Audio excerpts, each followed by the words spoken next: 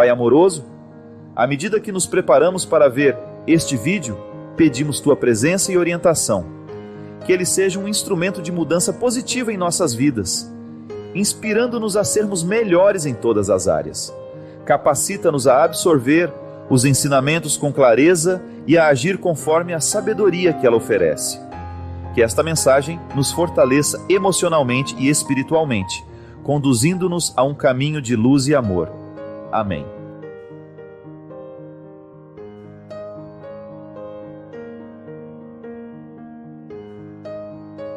O que era o elan vital na filosofia de Bergson?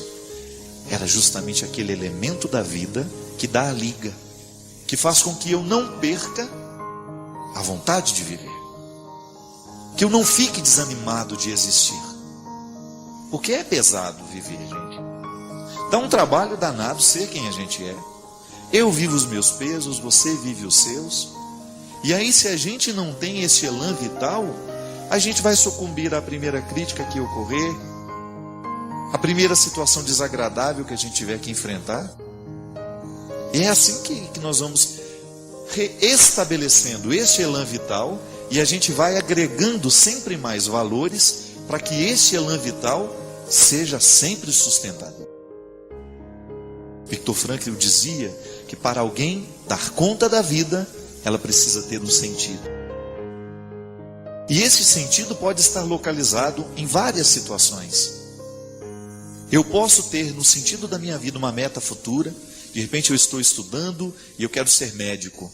Ser médico é um sentido para eu acordar cedo todos os dias, vencer as dificuldades da faculdade, vencer as lutas que eu preciso estabelecer todos os dias, porque não é fácil a gente alcançar metas. Metas estarão sempre envolvidas em distâncias, estarão sempre perpassadas por dificuldades. Aí eu descubro o assombro da metafísica, eu descubro o elan vital da filosofia de Bergson, e eu descubro o sentido da vida de Viktor Frankl. Várias explicações para uma mesma coisa. E na verdade, no momento que a gente está vivendo, a gente nem precisa da compreensão teórica da filosofia. O que a gente precisa mesmo é da coragem para que esta filosofia se encarne na nossa existência. Da mesma maneira como o Verbo de Deus se encarnou no seio de Maria, no ventre de Maria. Eu preciso viver esse mistério da encarnação todos os dias. Eu preciso encarnar em mim todos os sonhos que eu necessito para ser quem eu sou, as metas, os propósitos, aquilo que eu estabeleço. Olha, eu não quero morrer com esses defeitos, então eu estabeleço metas para vencer esses defeitos. E aí eu vou sendo feliz, compreendendo que felicidade neste caso não é um mar de rosas, não são só alegrias, não. Felicidade como sendo aquela sensação boa de você estar lutando como precisa lutar para que as coisas venham a acontecer como você de alguma maneira projetou. E ainda que não aconteça totalmente como você projetou, você vai saber lidar com os resultados que são contrários, porque isso é uma questão de sabedoria, é uma questão de maturidade. Só as crianças esperam que a vida seja perfeita. E à medida que elas vão crescendo em maturidade, elas vão descobrindo que não é bem assim. Não é verdade? Não é uma das maiores lutas que nós precisamos de viver? Um dos maiores lutos que nós precisamos organizar como pessoas é este. É eu entender que a vida não é como eu gostaria que fosse. Mas eu pego aquilo que é e faço um trabalho comigo para que a minha felicidade seja possível, mesmo quando tudo parece irremediavelmente perdido. Tantos testemunhos, tantas pessoas que nos escreveram e que nos contaram justamente momentos difíceis, ou então que estão enfrentando agora dificuldades, que se a gente não cuida, elas vão se avolumando, elas vão crescendo, e depois fica impossível de superá-las. É igual goteira, minha gente. Se no seu telhado tem uma goteirinha pequena, conserte logo, porque essa goteira pode começar a pingar pela parede, no chão, e ela pode causar uma infiltração terrível. Por quê? uma gota d'água não pode prejudicar uma parede. Mas uma gota d'água pingando todos os dias, aí sim ela tem poder de destruição. O mesmo acontece na nossa vida, né? De vez em quando a gente vai permitindo que as pequenas gotas do ressentimento, da mágoa, do ódio, do desajuste afetivo, isso vai pingando dentro de nós, até nos nossos relacionamentos, né? Se a gente não corrige todos os dias aquilo que está errado entre nós, a gente corre o risco de depois não ter mais remédio, porque a gente permitiu que a gota fosse minando, fosse impregnando e prejudicando a estrutura. Uma casa terá que ser demolida se ela foi prejudicada na sua estrutura. Se a parede está feia, você entra dentro de uma casa, às vezes está tudo tão sujo, né? Mas se a base, se a estrutura está bem cuidada, não tem problema nenhum. Mesma coisa somos nós. A gente também precisa fazer passar por esse processo de transformação todos os dias, né? De análise. Poderíamos usar um termo da psicologia, por que não? Fazer a análise é o quê? É você perceber onde é que está pingando. E o que está pingando? Para que você possa ter uma ação efetiva que tenha possibilidade de modificar, que tenha possibilidade de transformar aquilo que está lhe incomodando. Porque cá entre nós, a vida é muito boa para que a gente venha perdê-la com goteiras, não é verdade? Com coisas ruins. Não. Aquilo que incomoda o coração hoje precisa ser resolvido hoje. Sabe por quê? Porque você merece dormir bem. É direito seu deitar na sua cama daqui a pouco, ou agora já, e você dormir bem, tranquilo. Por quê? Porque você corrigiu as goteiras que estavam prejudicando a sua paz, a sua saúde afetiva, né? Essa digestão emocional que, se a gente não faz todos os dias, começa a fazer muito mal para a gente. Eu desejo que você, nas suas lutas, você tenha sempre o direito e a possibilidade de retirar os seus excessos, para você ter diante dos seus olhos a sua verdade fundamental, sem exageros, só você. E a partir disso, você reencontrar o caminho da vida. Obrigado pelo seu carinho, pela sua atenção, e que Deus abençoe muito você. Que Deus derrame sobre o seu coração, sobre a sua casa, sobre a sua vida, a disposição que caracterizou o coração de Nossa Senhora, para que, exemplo dela, a gente também possa ser um cristão de verdade, levando sempre Jesus no colo, para apresentá-lo àqueles que ainda não o conhecem. Derrame sobre nós a bênção do Deus Todo-Poderoso, Pai, Filho e Espírito Santo. Por mais que a vida seja difícil, ninguém está fora da possibilidade de ser feliz. Apesar de todos os problemas que tem, de todos os limites que precisa enfrentar, faz parte da nossa condição humana. Ninguém tem vida perfeita. Gente, quando nós começamos a compreender a felicidade como um projeto possível, quando a gente deixa de idealizar essa felicidade, eu vou ser feliz quando isso for assim, quando fulano de tal, quando meu marido for perfeito, quando a minha esposa for perfeita, não vai nunca. As pessoas não serão perfeitas. Agora você pode buscar uma harmonia interior que vai lhe dar condições de lidar um pouco melhor com a imperfeição do outro e até, minha gente, lidar com ela de maneira mais responsável. Porque às vezes nós fazemos a manutenção do erro do outro. Às vezes somos nós os responsáveis pela não mudança do outro. Muitas vezes sou eu o responsável por aquilo que não é transformado no outro. Minha gente, toda vez que Jesus nos coloca diante de uma realidade que precisa ser transformada, o primeiro a ser beneficiado somos nós.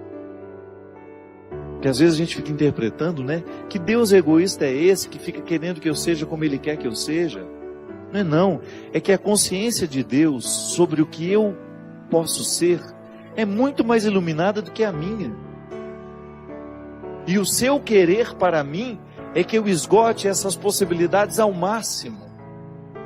Eu preciso elevar à categoria máxima as minhas possibilidades, porque Deus sabe que eu posso.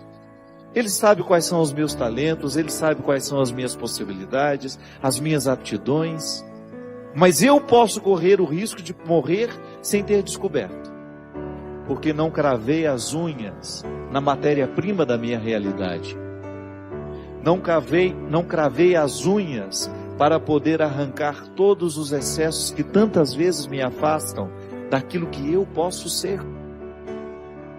E muitas vezes me limito a ser um ser amargurado, mais ou menos, derrubado, porque não faço o enfrentamento para eu ser quem eu posso ser. Nós somos a luta, nós somos a estrada. Eu vou me transformando, eu vou agregando na minha experiência tudo aquilo que eu vou recolhendo pela estrada. É isso que vai me tornando mais feliz, minha gente. E eu gosto particularmente de usar muito mais o termo realizado do que feliz. Eu preciso me realizar como pessoa. Eu acho que a palavra realização, ela inspira um pouco mais do que felicidade. Eu ser um homem realizado, mesmo tendo problemas, estou no lugar certo, fazendo a coisa certa. Por isso vou dormir bem. Por isso vou estar satisfeito com as lutas que eu preciso enfrentar. Porque dificuldade todo mundo tem.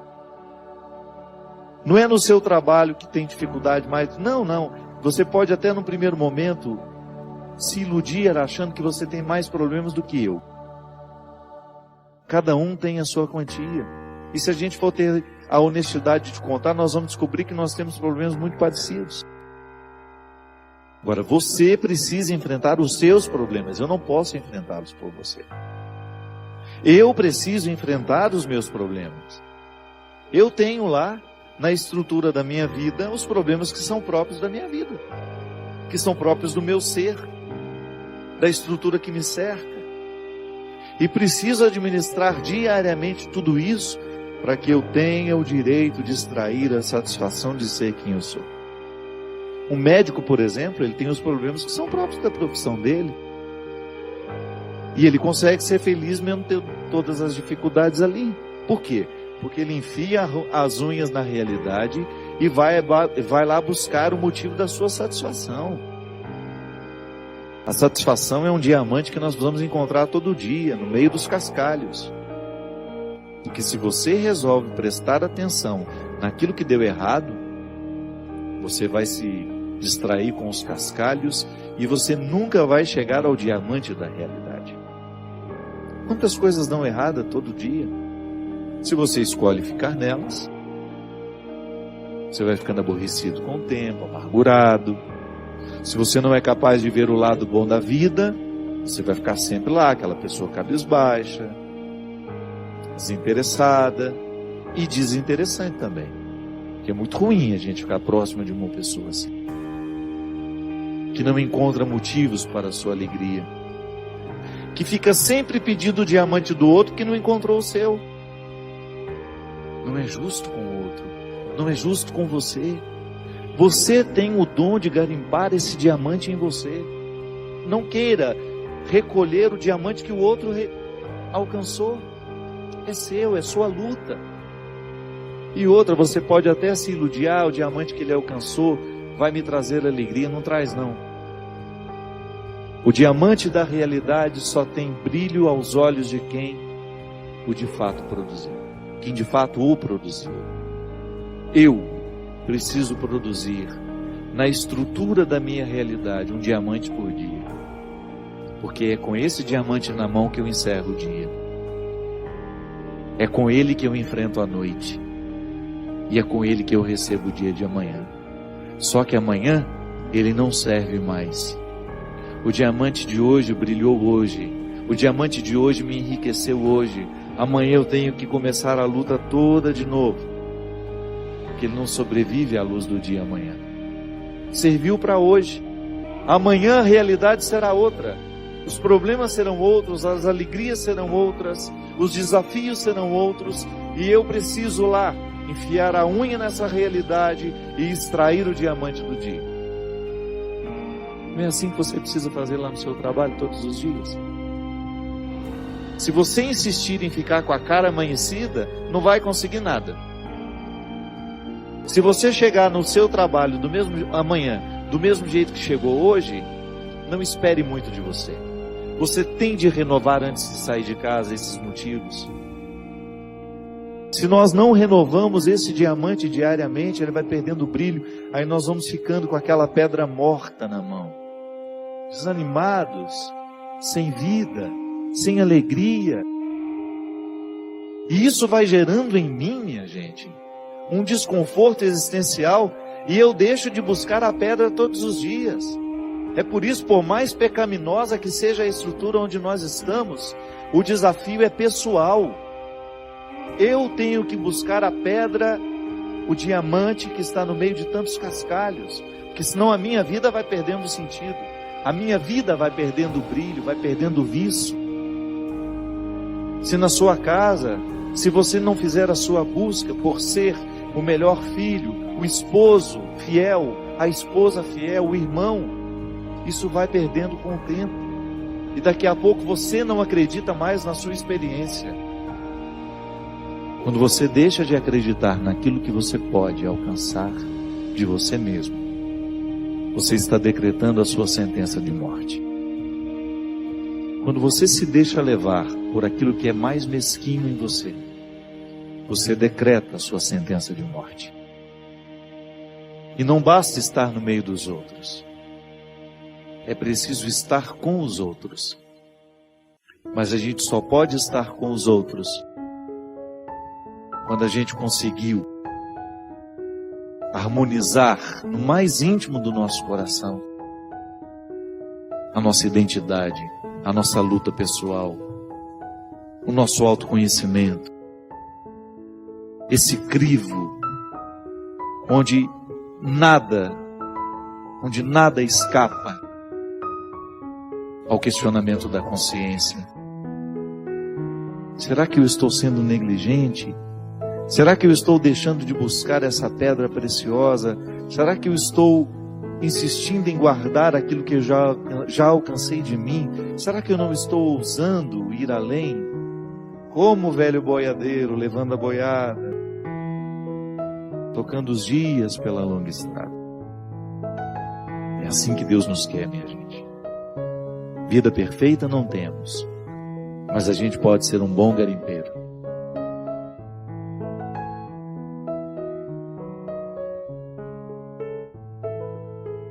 Ainda que não participe da minha vida, ainda que não bata na porta da minha casa, ainda que não esteja comigo no meu dia a dia, essa fraternidade é possível quando nós identificamos que nós queremos o bem do outro, que eu queira somente o bem do outro. Marcas do que se foi, sonhos que vamos ter, como todo dia nasce, novo em cada amanhecer. Oh, oh, marcas do que se foi, sonhos que vamos ter, como todo dia nasce, novo em cada amanhecer. A conversão é isso. É quando você olha para tudo aquilo que está marcado em você, pelos acontecimentos, e você permite que a graça de Deus atue sobre aquele território que está machucado, sobre aquele território que foi ferido. Volto a dizer, o ano foi difícil para todos nós. Eu tive as minhas dificuldades, você teve as suas. Eu tenho as minhas feridas, você tem as suas. E agora, só que nós não queremos virar este ano permitindo que essas feridas continuem nos determinando. Nós só queremos que elas nos ensinem, que elas nos levem a tomar novos posicionamentos. É bom isso. É bom você perceber que Deus agiu na sua vida através daquilo que foi ruim, que Deus modificou suas perspectivas. Isso é conversão, minha gente. É quando nós damos a Deus de realizar em nós aquilo que sozinho nós não sabemos fazer, ou não temos coragem. Conversão é você dar a Deus o direito de realizar aquilo que você não consegue nem tem coragem de realizar sozinho. Tantas coisas no meu jeito de ser, eu não posso modificar sozinho. Posso fazer o meu esforço diário, mas eu preciso dessa ação de Deus. Conversão é cura, é modificação de rumo, é reorientar o rumo. Da mesma maneira como o dia nasce e me dá a oportunidade de ver todo o seu ciclo de novo. Amanhã nós teremos uma manhã, teremos uma tarde, teremos uma noite. Esse ciclo eu sei de cor, mas tudo o que acontecerá ao longo desse ciclo para mim será uma surpresa. Aonde vou, quem eu encontrarei, o que escreverei, o que falarei. E tudo isso pode estar a serviço da nossa conversa. É você olhar para o ciclo desta vida que nunca termina. Sempre teremos noites, sempre teremos manhãs, madrugadas, tardes, oportunidades, horas à nossa disposição. E agora? O que fazer com a hora que eu tenho? O que fazer com o dia que eu tenho? O que fazer com o novo ano que está diante dos meus olhos? O que no meu coração eu quero que neste ano seja mais nobre? O que no meu coração eu quero que neste ano seja mais elevado? Olho para as marcas que ficaram, olho para esses sonhos que eu tenho, concilio passado e futuro de maneira sábia, a fazer com que essa conciliação esteja me dando um presente de qualidade. Porque apesar da vida ser difícil, nós nunca temos de parar de sonhar. A gente morre muito quando a gente para de sonhar. A gente morre demais quando a gente idealiza e não sonha. Quando eu acordo sabendo, da mesma maneira como o dia será uma surpresa, eu não sei o que ser. Por mais que eu tenha uma rotina programada, calculada, quem disse que Deus não pode me surpreender? Quem disse que alguma coisa de miudinha pode acontecer e me provocar uma alegria? Não sei. Quem disse que isso não pode acontecer? Então olhar para a vida que a gente tem, para este ano que a gente tem, é como se a gente desse a Deus o direito: olha, Senhor, eu quero ser surpreendido por um novo tempo. Eu quero permitir que as minhas destruições, que tudo aquilo que ruiu em mim este ano, seja de profundo ensinamento, que me encha de sabedoria, que me conceda a graça de identificar tudo o que em mim pode ser ainda mais bonito. Esse é o nosso desejo. É tornar cada vez mais o nosso jeito de ser bonito. Belo, justo, verdadeiro. A realidade é muito atraente quando ela condensa essas três realidades. Ela é bela, ela é justa, ela é verdadeira. Quando nós nos dispomos a viver o cristianismo, outra coisa a gente não quer, senão permitir que a beleza de Deus esteja refletida em nós, que seja refletida nas nossas atitudes. Como é que um cristão reconhece o outro? Na maneira como se acolhem. Eu posso dizer bonito que eu vivo o evangelho, que eu sou ministro disso, ministro daquilo, eu sou padre, eu sou profeta, mas se eu trato mal uma pessoa que se aproxima, eu dou um contra-testemunho para ela. Eu gero nela uma descrença do meu cristianismo. E o pior, eu fico descrente de mim mesmo. Que a grande armadilha do diabo em nós é quando ele nos faz ficar presos a essas mesquinharias que desabonam o que nós sabemos do nosso cristianismo. Porque não é o julgamento do outro que me derruba, é o que eu me faço quando deito a cabeça no meu travesseiro e eu sei que eu não agi de maneira cristã. É assim, minha gente. Cada vez mais permitindo que essa luz chegue na nossa consciência, transforme radicalmente o nosso jeito como olhamos para nós, o jeito como olhamos para o outro, essa luz que inunda o nosso quarto, retirando tudo aquilo que é penumbra, que nos faz tropeçar no meio do escuro. Quando o quarto está escuro demais, é um perigo andar nele, a gente tropeça, a gente pode se machucar. Uma mente que não está iluminada por Deus, ela se machuca o tempo todo. Por quê? Porque lhe falta essa luz que lhe orienta, que lhe permite andar com segurança. E Deus ilumine cada vez mais a nossa consciência. Esse é o projeto de vida que nós precisamos ter para 2015. Que a nossa consciência esteja cada vez mais iluminada, para que Deus nos dê condições de reconhecer onde é que nós erramos, onde é que nós somos mesquinhos, onde é que nós não estamos agindo de maneira bela, justa, verdadeira. Aí sim nós estamos adentrando o ano como todo cristão precisa adentrar. Uma responsabilidade que nos coloca semeadores da vida que queremos colher. Por isso, seja honesto. Olhe para as sementes que você tem semeado na sua vida, olhe para as sementes que você tem semeado na vida do outro. E perceba se essas sementes vão gerar coisas boas ou vão gerar coisas ruins. Porque esse milagre Deus não faz não, viu? Se eu semeio coisas ruins, é bem provável não é certo, de que essas sementes me trarão frutos muito, muito, muito ruins de serem saboreados. Agora, se eu me esmero através de uma consciência iluminada, propostas novas, eu quero ser um homem novo, você pode ser uma mulher nova, um homem novo, jogar fora todas essas sementes ruins que nós levamos nos bolsos, a semente do ressentimento, a semente da mágoa, a semente do rancor, da mentira, da fofoca, do ciúme, da posse, a semente da arrogância, da prepotência, marcas do que se foi, sonhos que vamos ter, como todo dia nasce novo em cada amanhecer. É Jesus que dizia isso. E falava isso de maneira muito comprometedora, né? Olha, tudo que fizer a um desses menores, né? Tudo que fizer a um desses pequeninos, é a mim que você estará fazendo. Tudo que você fizer de bem, de bom neste mundo, todo o amor que você tiver a essas pessoas que precisam ser amadas, tenha consciência de que vocês estarão amando a mim também. É essa identificação direta. A parábola do samaritano nos mostra de maneira bonita essa interferência, né, de Deus na história, através de gestos humanos. O samaritano, né, aquele homem que acolhe dentro da pensão, que traz para dentro da pensão aquele homem e pede que o dono da pensão cuide daquele que estava doente, porque o bonito é você descobrir que a caridade está tanto no samaritano que leva para a pensão, como no dono da pensão, porque a quantia que o samaritano deixou lá para cuidar do doente não dava para nada.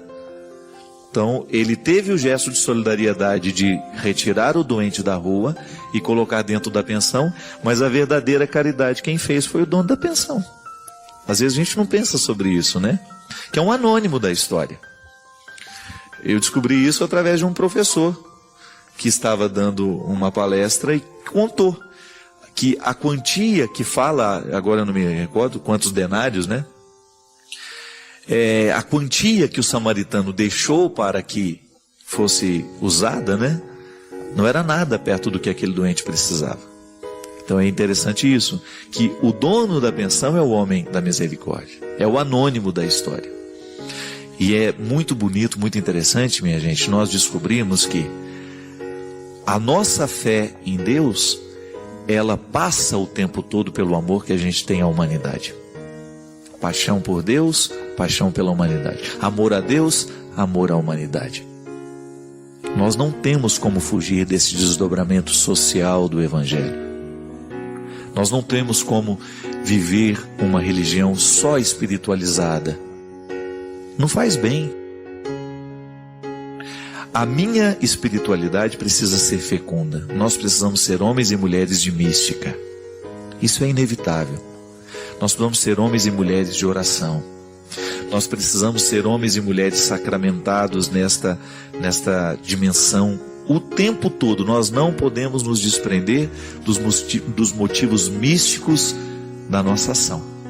Mas nós também não podemos nos esquecer que esta ação é importante. A ação sem a oração vira sociologia, né? Mas a oração sem a ação vira alienação. E a igreja nos ensina que nenhum dos dois caminhos solitários é saudável. É preciso a gente viver esta bonita junção. Durante muito tempo na igreja nós tivemos erros, né? A teologia da libertação, em muitos, não digo ela toda, mas em muitos segmentos errou terrivelmente. Em muitos lugares, ela errou terrivelmente, porque resumiu a ação evangélica a uma ação social, esqueceu da dimensão mística. Por outro lado, a renovação carismática, em muitos lugares, em muitos segmentos, também esqueceu a dimensão social, só se transformou em espiritualidade. Mas e a ação social? E o amor ao próximo? A gente reza, mas sai ali e maltrata a pessoa que está de fora. Como é que a gente pode compreender que Deus aconteceu na nossa vida, se eu ainda não sou capaz de tratar bem o menor dos meus irmãos? Não é verdade?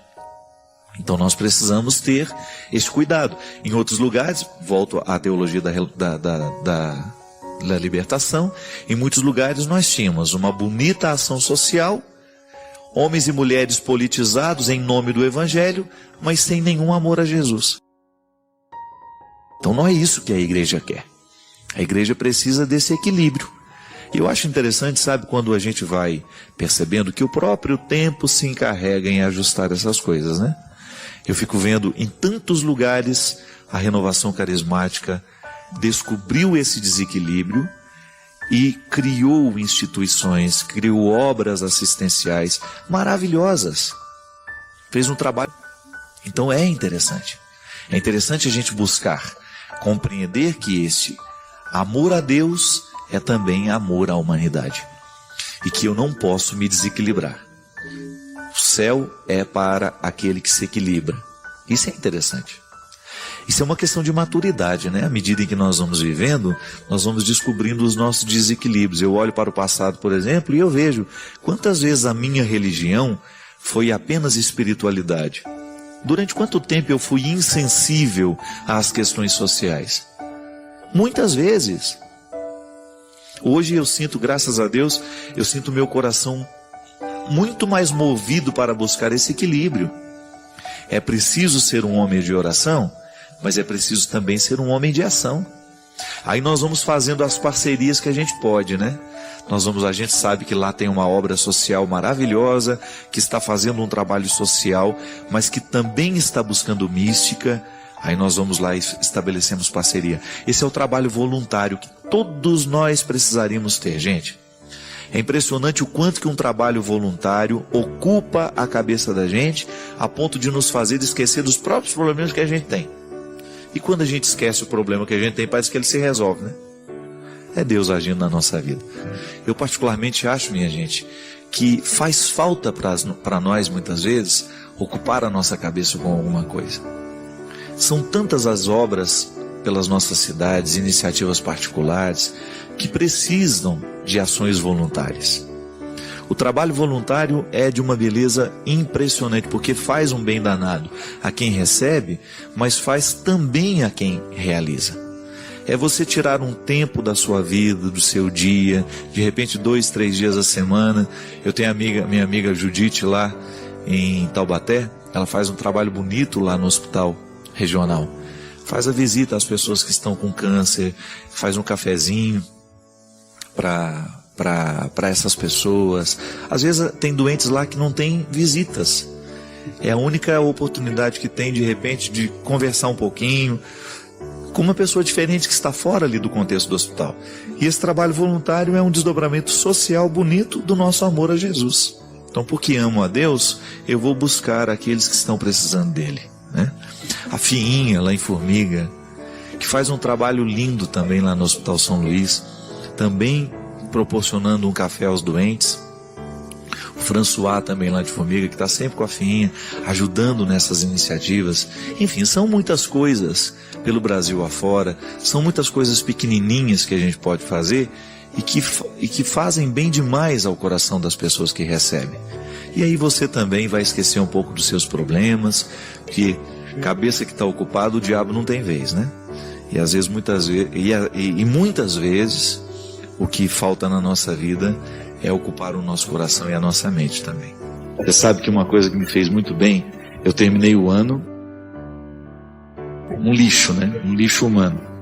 À medida que eu fui descansando, e eu levei muito a sério o meu descanso nessas férias, eu não aceitei nem meio compromisso. Eu vivi um tempo para me recompor, porque eu sabia que eu precisava disso. E uma coisa que eu senti fruto do meu descanso foi justamente o meu desejo de florescer como pessoa, que estava desgastado. Sabe, vontade de ler, vontade de estudar, vontade de pesquisar, vontade de me dedicar um pouco mais àquilo que estava tão esquecido em mim. É tão bom quando você aguça o seu desejo de crescer, quando você se depara com as suas reais possibilidades. É um fruto do Evangelho provocando-nos a liberdade, porque até o nosso querer, ele precisa ser libertado. Às vezes eu quero muito, mas não estou sendo livre, porque o meu querer está amarrado. O meu querer não me permite dar os passos que eu preciso dar para que aquilo se torne uma realidade na minha vida. Não basta querer, tem que colocar vida no querer. Tem que colocar atitude no querer. Não basta eu querer ser um homem melhor. Eu tenho que colocar atitude no meu ser melhor. E no meu dia a dia começar a fazer a lição de casa. Porque senão essa semente, com todas as possibilidades, ela morre. Você tem essa semente, eu tenho. E nós não podemos negligenciar a oportunidade de cuidar dela. Porque senão você vai ficar eternamente amarrado em suas necessidades, em seus aborrecimentos. E ninguém vai querer ficar por perto. Porque da mesma maneira como os livres atraem, os presos repulsam. Causa uma repulsa natural. E eu sei que sozinho fica mais difícil. Nós precisamos sempre ser olhados por aqueles que vão nos ajudar a viver o processo da libertação. Mas a gente precisa querer a libertação. Não basta o outro me olhar e despertar em mim o desejo de ser livre se eu não fizer a minha parte. Não é ele o responsável por me fazer ser livre. Ele é apenas um instrumento que passa pela nossa vida, que passa pela minha vida e me desperta para ir buscar o que eu preciso buscar para a minha liberdade interior se tornar uma realidade. Há um evangelho em que Jesus liberta um homem de sua paralisia. O evangelho diz assim, ele está no evangelho de Mateus, no livro de Mateus, capítulo 9. Entrando num barco, Jesus passou para a outra margem do lago e foi para a sua cidade. Apresentaram-lhe então um paralítico deitado numa maca. Vendo a fé que eles tinham, Jesus disse ao paralítico: coragem, filho, teus pecados estão perdoados. Então alguns escribas pensaram: esse homem está blasfemando. Mas Jesus, conhecendo os seus pensamentos, disse-lhes: por que tendes esses maus pensamentos em vossos corações? Que é mais fácil dizer: os teus pecados são perdoados, ou levanta-te e anda? Pois bem, para que saibas que o Filho do Homem tem na terra poder para perdoar pecados, disse então ao paralítico: levanta-te, pega a tua maca e vai para casa. O paralítico levantou-se e foi para casa. Vendo isso, a multidão ficou cheia de temor e glorificou a Deus por ter dado tal poder aos seres humanos.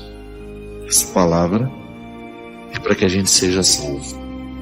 Por isso ela é a palavra da nossa salvação.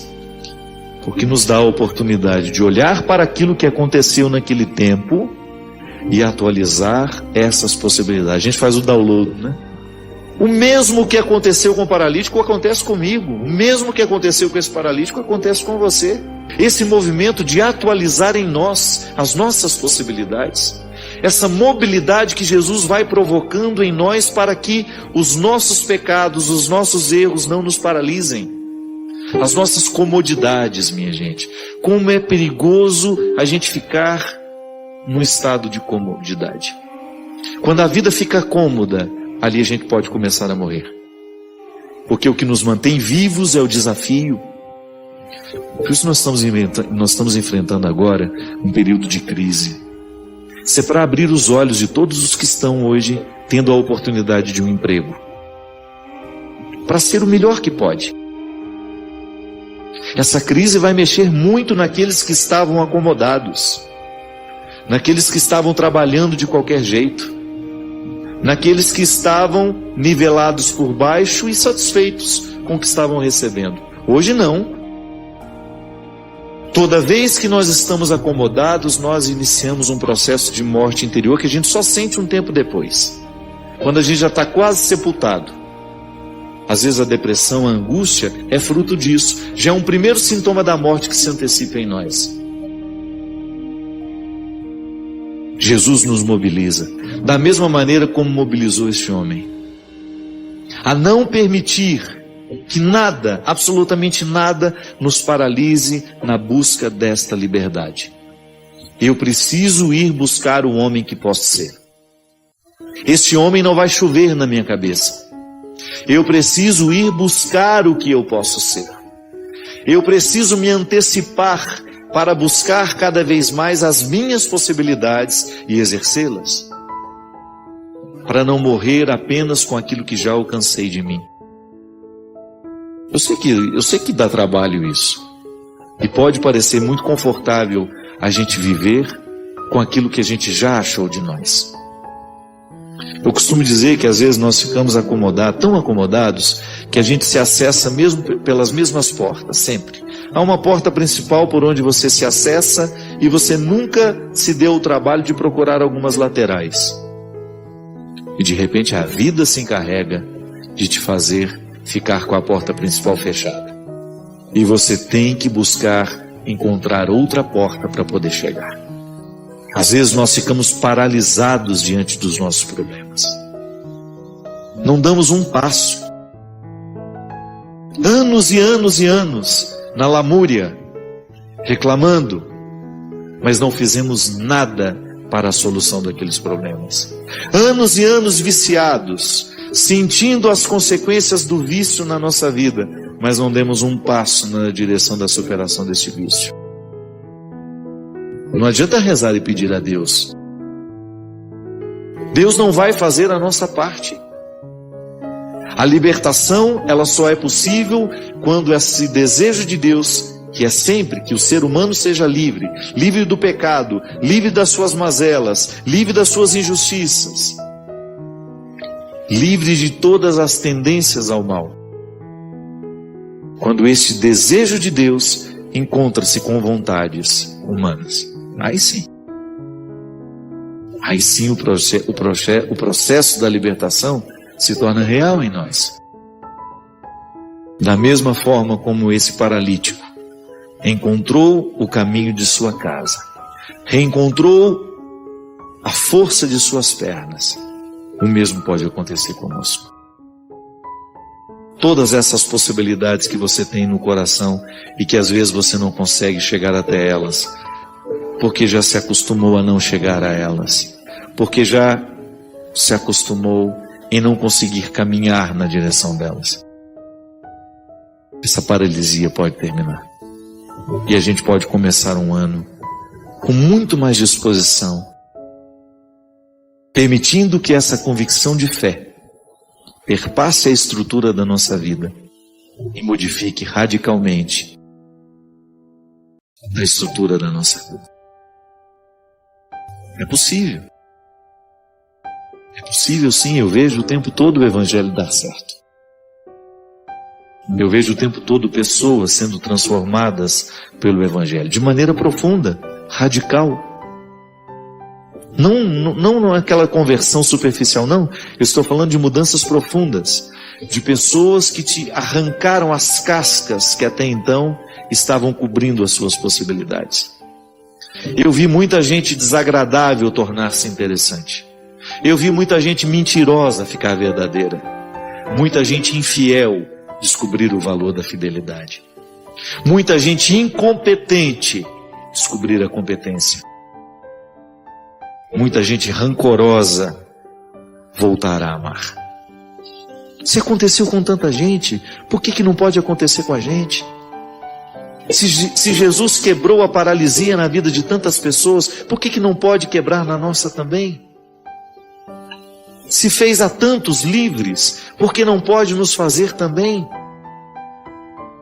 essa liberdade que você já tem aí dentro do coração, a partir do momento que você usá-la, você vai ver, ninguém te segura. Você vai alcançar muito mais do que você já alcançou. Você chegará a territórios do seu coração que você nem imaginava que existiam. Você agarrará essa possibilidade e você viverá com muita verdade, com muita determinação, o mesmo destino da semente, de tornar-se uma árvore frondosa, frutuosa, que tem muito a oferecer àqueles que passarem por ela. Sua participação é crucial. Compartilhe suas ideias nos comentários. Inscreva-se para mais inspiração e convide outros a fazerem parte dessa jornada de crescimento.